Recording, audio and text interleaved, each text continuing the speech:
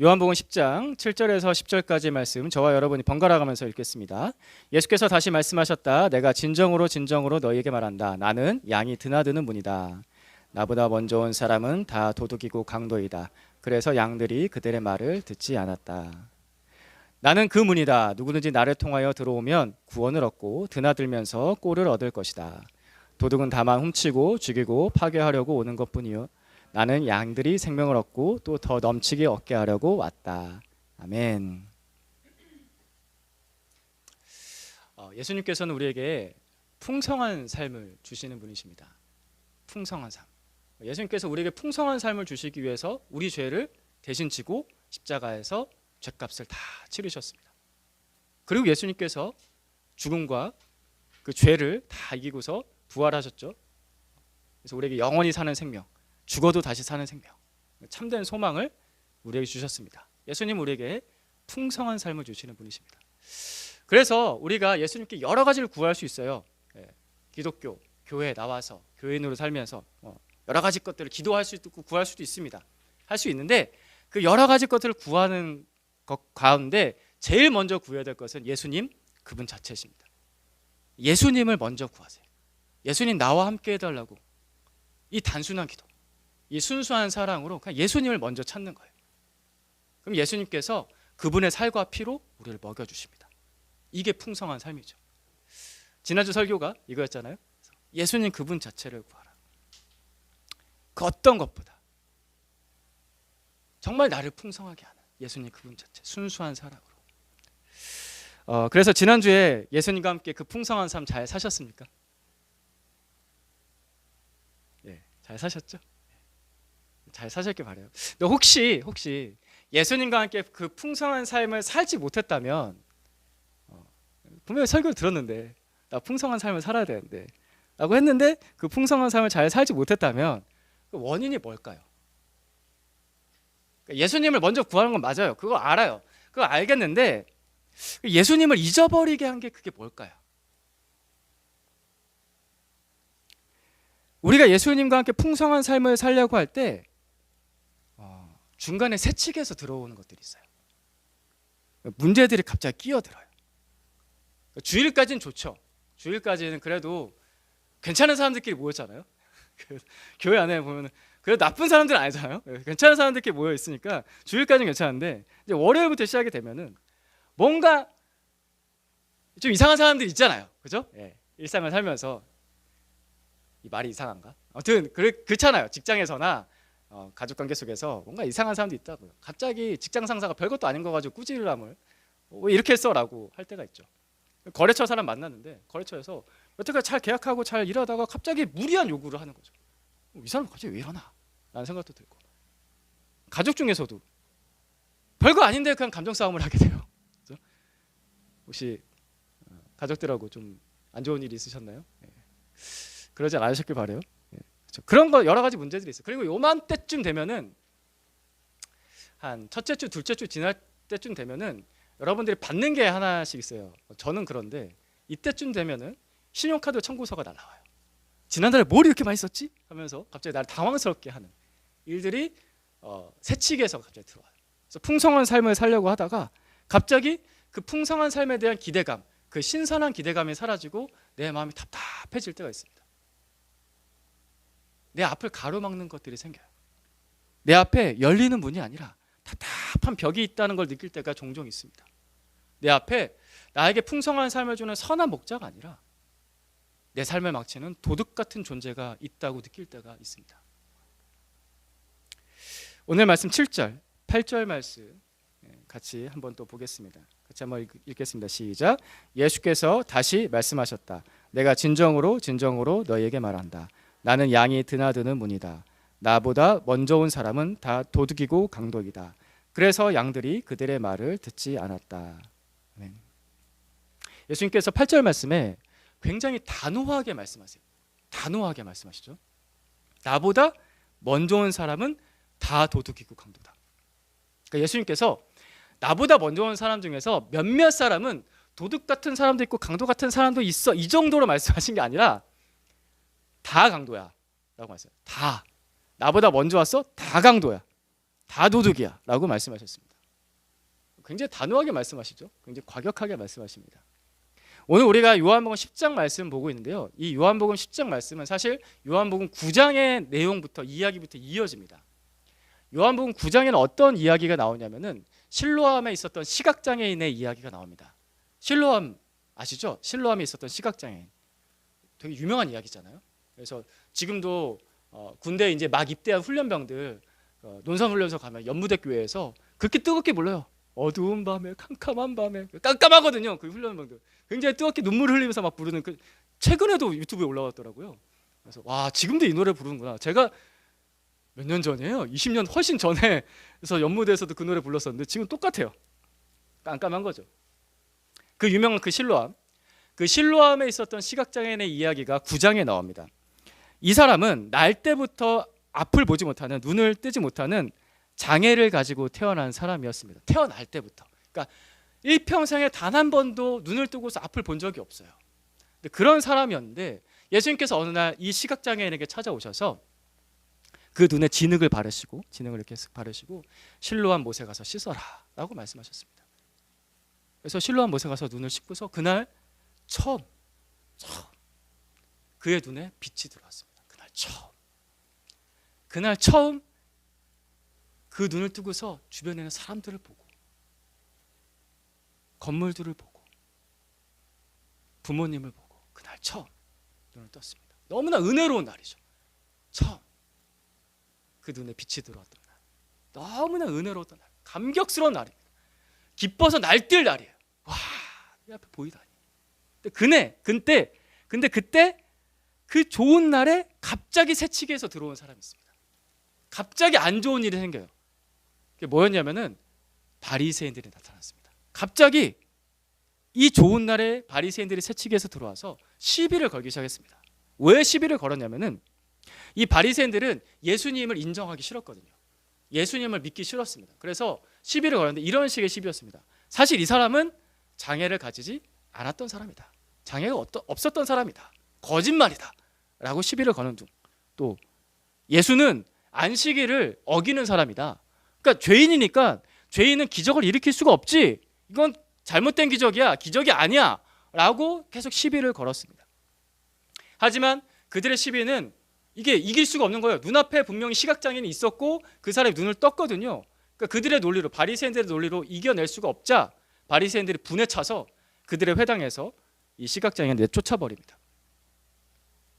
이 고침받은 시각장애인에게 갑자기 끼어든 도둑, 강도, 그리고 답답한 벽이 바로 이 바리새인이었습니다. 그런 일들이 성경에도 있었고 그리고 우리에게도 일어나죠. 예수님께서 내 앞에 계셔야 되는데 갑자기 새치기에서 그 은혜를 방해하는 일들이 우리 일상에서 일어나곤 합니다. 제가 지난주 수요일이었는데요. 수요일 아침에 정말 작은 일이었는데 너무나 작은 일이었는데 그 하루를 망치는 일이 있었습니다. 아침에 이제 현관문을 열었는데요. 갑자기 이제 담배 냄새가 확 하고 들어오는 거예요. 같은 건물에 사는 분들 중에 담배 피우는 분이 있으십니다. 그거는 제가 뭐라 할 수 없죠. 담배는 그분의 선택이고 그분의 기호식품이니까. 그죠? 기호식품 맞죠? 그 자유니까요. 그건 자유니까 그건 괜찮아요. 담배를 피셔도 상관없어요. 상관없는데 다만 이번에 담배를 피실 때 어떻게 피시냐면은 그 건물 입구에서 현관문을 열어놓고 피세요. 그러면은 바람이 그 현관문을 타고서 그 복도로 그 계단으로 타고서 올라오거든요. 저희 층까지 계속 올라와요. 그게 이제 가득 차 있는 거죠. 제가 그래서 사실 수요일 전에 월요일 날 그분을 만나가지고 정중하게 말씀드렸어요. 선생님, 제가 선생님이라고 거죠. 선생님 이러시면은 담배 냄새가 다 들어옵니다. 문을 닫고서 밖에서 피워주셨으면 좋겠습니다. 굉장히 정중하게 얘기했거든요. 근데 수요일은 또 똑같이 그러고 있는 거예요. 그러니까 아침에 너무 화가 나서 그때는 좀 다른 어조로. 그래봤자 제가 뭐 얼마나 세게 얘기했겠어요. 다른 어조로 제가 그러지 마시라고 말씀드렸잖아요. 하면서 했는데 대화는 전혀 순조롭지 않았어요. 대화가 되는 느낌이 안 났고, 그래서 그날 아침에 기분이 완전히 나빠졌고 하루 종일 답답한 마음이 있었습니다. 시각장애인 앞에 있었던 그런 큰 문제들, 제가 경험했던 그런 작은 일이든 우리는 일상에서 풍성한 삶을 방해하는 일들이 종종 생각보다 자주 일어난다는 거죠. 그럼 이제 이걸 어떻게 해야 될까라는 거예요. 8절하고 9절 말씀 다시 보겠습니다. 8절, 9절 말씀. 8절 말씀 여러분이 먼저 읽어주시겠습니까? 시작.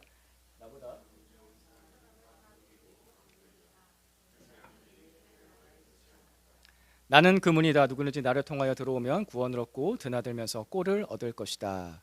아멘. 양들이 그들의 말을 듣지 않았다. 8절 말씀 이렇게 말하죠. 양들이 그들의 말을 듣지 않았다.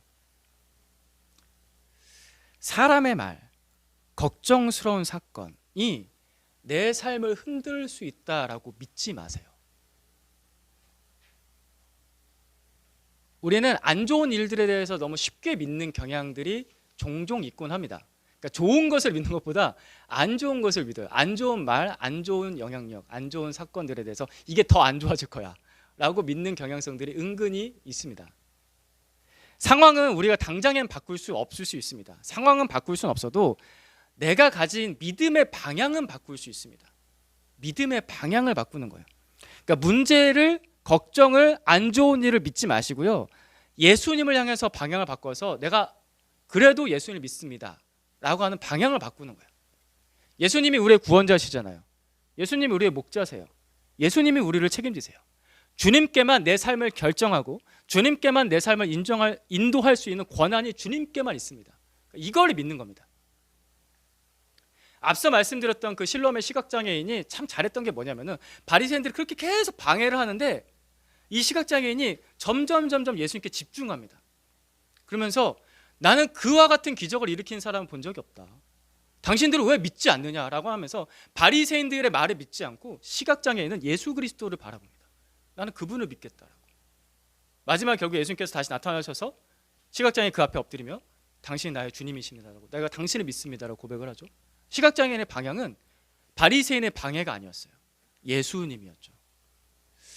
제가 예전에 만났던 한 청년이 있었는데 이 청년은, 이 형제는 직장 생활하는 중에 좀 많은 어려움을 겪기 시작했어요. 사회 초년생이었을 때, 대학 막 졸업하고 이제 직장에 들어갔을 때, 그 대학생 때랑 너무 다른 거죠. 직장 생활이 삭막하잖아요. 힘드시죠? 화이팅. 만만치 않으시잖아요. 힘드시잖아요. 네, 얼마나 힘드세요. 고생이 많으십니다. 그렇다고 창업을 쉽게 하지 마세요. 네, 창업도 힘듭니다. 어쨌든 직장 생활의 그 삭막한 상황 속에서 너무 어려운 거예요. 특별히 이 형제가 겪었던 어려움은 뭐냐면은 대학생 때까지는 그리스도인답게 살아가는 게 가능했는데 직장으로 돌아가니까 여기서 그리스도인답게 살기가 너무 어려운 거예요. 말이나 행동이나 생각이나 그 가치관들이나, 그리고 특별히 술 문화 이런 것들이 너무 어려운 거예요. 그게 자기 너무 흔드는 거죠. 그래서 답답한 벽을 느끼고 있었습니다. 그래서 너무 힘들다, 직장 상황이 너무 힘들다, 어떻게 하면 좋겠냐라고 저와 이제 교제를 하고 있었는데, 교제를 하다가 그 형제 말을 듣다가 제가 예전에 들었던 참 제가 은혜 받았던 설교 말씀이 딱 떠올랐어요. 설교 말씀이 딱 떠올라가지고 제가 그 설교 말씀을 그냥 나눠줬습니다. 세상에서는 수많은 벽들을 만나게 될 거다. 많은 벽들이 너 앞에 있다. 그 벽을 두드리면 네 손만 아프고 네 손에서는 피가 날 거다. 그러나 예수님은 우리 인생의 문이 되어주신다. 벽을 두드리면 손이 아프지만 문을 두드리면 반드시 열린다. 지금은 답답하지만 방향을 바꿔서 예수님을 향해서 우리 함께 문을 두드리자. 내가 너와 함께 기도하겠다. 너의 답답한 상황들을 주님께서 열어주실 것이다 라고 하면서 좀 위로를 해줬습니다. 그렇죠. 벽을 두드리면 손만 아파요. 하지만 문을 두드리면 열립니다. 예수님은 우리에게 열리는 문이십니다. 예수님 앞으로 그래서 내 마음과 내 생각의 방향을 돌리는 거예요. 믿음의 방향. 벽을 향해서 서 있지 마시고요, 문을 향해서 서 있는 거예요. 예수님이 우리의 문이 되어주시겠다고 하셨잖아요. 9절 말씀 다시 한 번 더 봅니다. 9절 봅니다. 시작. 나는 그 문이다. 누구든지 나를 통하여 들어오면 구원을 얻고 드나들면서 꼴을 얻을 것이다. 아멘. 이 말씀을 잘 한번 생각해 보면요, 나를 통하여 라고 말씀하십니다. 예수님께서 우리에게 이렇게 말씀하세요. 예수님을 통하여서 들어오고 예수님을 통하여서 나간다 라고 말씀하신 거예요. 이거를 머릿속에 그려보면요, 그러니까 내가 어디를 가든지 뭘 하든지 내 앞에 늘 예수님이 계시는 거죠. 예수님을 통하여 들어가는 거예요. 예수님을 통해서 나가는 거예요. 어디를 가든 내가 뭘 하든. 그러니까 예수님께 늘 내 앞에 계신다라고 말씀하셨고 그 앞에서 9절에서 나는 그 문이다라고 말씀하셨어요. 그러니까 예수님께서 말씀하신 것들 잘 보면요, 굉장히 단호해요. 그러니까 딱 정의를 내려요. 복잡하지 않게 내가 그 문이다, 그 문이다라고 하는 거는 이 말 앞에 헬라어나 영어로 번역했을 때나 다 정관사가 붙거든요. 그러니까 유일한 문이다라는 뜻이에요. 그러니까 너에게 필요한 그 유일한 문은 나다라고 말씀하시는 거죠. 내가 그 문이다. 앞에 거랑 종합해서 보면은 나를 통하여와 그 문을 종합해서 보면은 늘 내 앞에 있어야 될 단 하나의 문은 예수님밖에 없습니다. 늘 내 앞에 있어야 될 단 하나의 문은 예수님밖에 없어요. 우리의 삶이 고단함을 경험하는 이유는 앞에서 말씀드린 도둑이나 강도나 벽 같은 게 갑자기 내 앞에 새치기해서 들어왔을 때 그때 힘듭니다. 어렵죠. 그때 방향을 바꿔야 돼요. 그 문으로. 또 하나 우리가 고단한 이유는 우리가 들어가지 말아야 될 다른 문으로 자꾸 들어가요. 그 문이 여기 있는데 자꾸 다른 문을 선택해서 들어가요. 앞에랑 연결되면 또 걱정의 문으로 계속 들어가요. 또 문제의 문으로 계속 들어가요. 그리고 나쁜 거, 예수님이 없는 죄의 문으로 들어가요. 예수님이 없는 쾌락의 문으로 들어가요. 예수님이 없는 성공의 문으로 들어가요. 기독교인들 성공 되게 좋아하잖아요.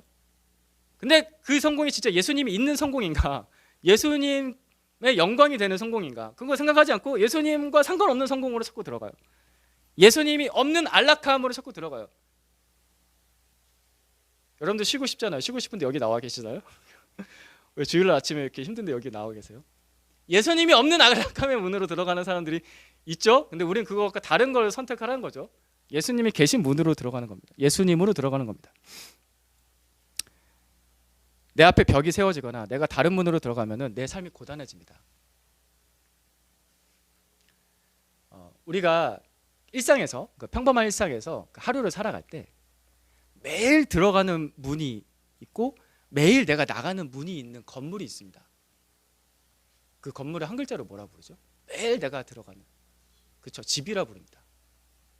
매일 내가 들어가고 매일 내가 나가는 건물은요, 집이에요. 그래야 되거든요. 우리는 그 집으로 매일 들어갑니다. 그리고 그 집에서 매일 나오죠. 우리는 그 집으로 들어가서 밥을 먹습니다. 우리는 그 집으로 들어가서, 그 문으로 들어가서 씻습니다. 우리는 그 집에서 그 문으로 들어가서 쉽니다. 그 집 문 밖을 나오면서 하루를 시작하고 그 집 문으로 들어가면서 하루를 마치죠. 이게 평범하지만 건강하죠. 당연한 겁니다. 그 집이, 그 문이 우리한테 필요한 겁니다. 반대로 생각해 볼게요.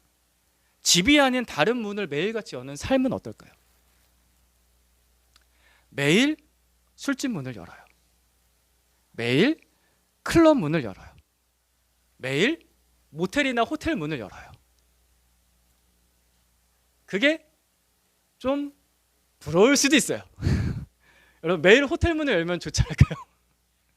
그건 좀 부러울 것 같아요.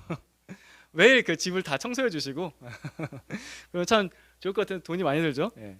부러울 수도 있어요. 그 나름의 풍요라고 말할 수도 있는 것도 있고요. 즐거움도 있어요. 스트레스를 풀 수 있는 자유도 있죠. 클럽 문을 열 때 와, 이렇게. 물론 저는 안 가봤어요. 그냥 영상에서 막 드라마에서 대충 본 건데 즐거울 수, 그게 그렇게 갑자기 막 생각나세요? 제가 좀 이상했나요?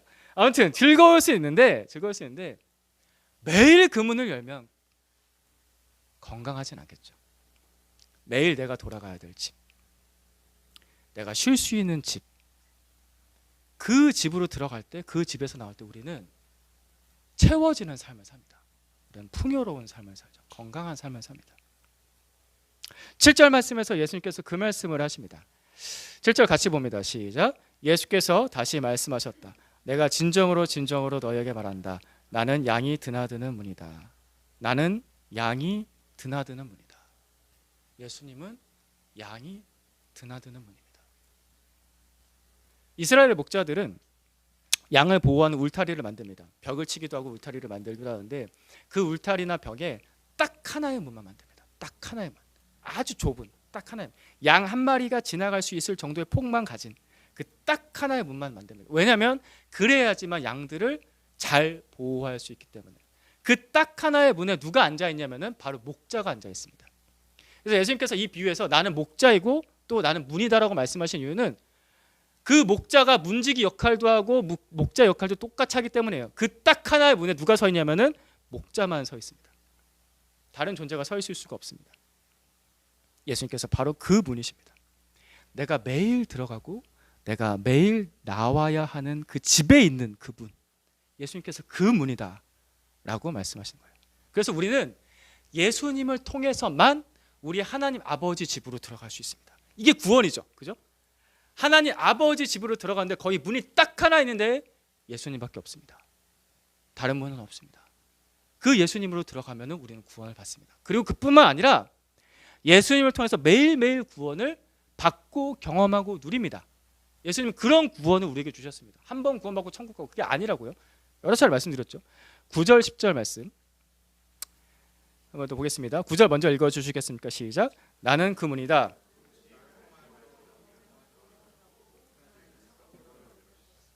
도둑은 다만 훔치고 죽이고 파괴하려고 오는 것뿐이다. 나는 양들이 생명을 얻고 또 더 넘치게 얻게 하려고 왔다. 아멘. 이 말씀을 잘 보면요, 9절 말씀에서 구원을 얻고 그리고 드나들면서 꼴을 얻을 것이다. 구원을 얻고 내가 너에게 필요한 것을 다 주겠다.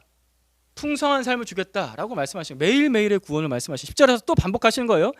마지막 보면 양들이 생명을 얻고 구원을 받고 또 더 넘치게 하려고 왔다. 나는 너에게 더 풍성한 삶, 더 넘치는 삶, 구원을 누리는 삶을 주려고 왔다라고 예수님께서 그렇게 말씀하신 거죠. 그 단 하나의 문을 통하면, 예수님을 통해서만. 예수님께서 내 인생을 책임지십니다. 나를 구원하신 예수님께서 나의 인생을 책임지세요. 여러분 이걸 믿으십니까? 믿음의 방향을 잘 둬야 돼요. 나의 시선, 나의 생각의 방향을. 주님이 우리를 먹이세요. 주님이 우리를 풍성하게 하세요.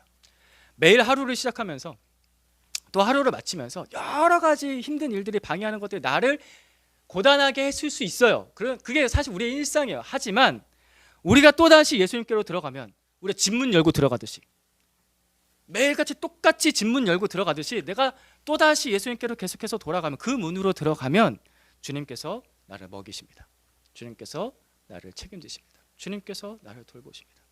우리는 이 믿음으로 살고 그래서 그 구원을 누리는 삶을 사는 사람들입니다. 그 사람들을 그리스도인이라고 하죠. 우리는 주 예수 그리스도의 양입니다. 우리가 이것을 구체적으로 하는 적용이 필요한데요. 구체적으로 하는 적용이 뭐냐면은 우선순위 훈련입니다. 우선순위 훈련. 제가 만약에요, 그 지난주 수요일 아침에 눈을 뜨고서 현관문을 열었을 때 내 담배 냄새를 확 하고 맡았을 때 바로 1층으로 내려가지 않고 그 현관문을 다시 닫는 거예요. 마음을 침착하게 하면서 방향을 바꾸죠. 그래서 의자에 앉아요. 주님 하고 먼저 기도를 했다면 어땠을까요? 제가 그분에게 말은 하러 갔긴 갔을 것 같아요.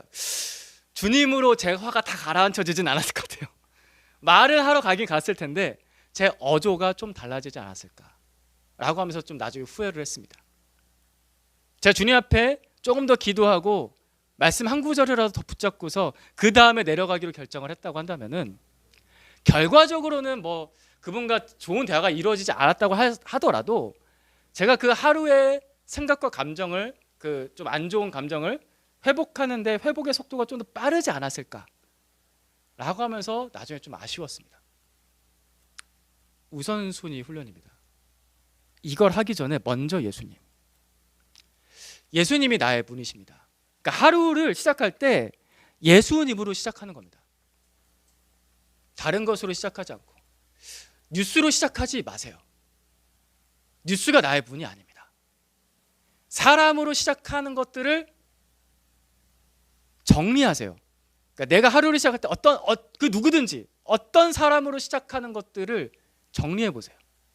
특별히 스마트폰으로 시작하지 않게, 스마트폰으로 하루의 문을 열지 않게. 그러니까 예수님이 늘 언제나 내 하루에 눈을 뜨면 제일 먼저 예수님으로 시작할 수 있게 우선순위 훈련을 하는 겁니다. 지난주 설교의 적용 기도였죠. 예수님 오늘도 나와 함께 해주십시오. 그때 제가 승무원 이야기했잖아요.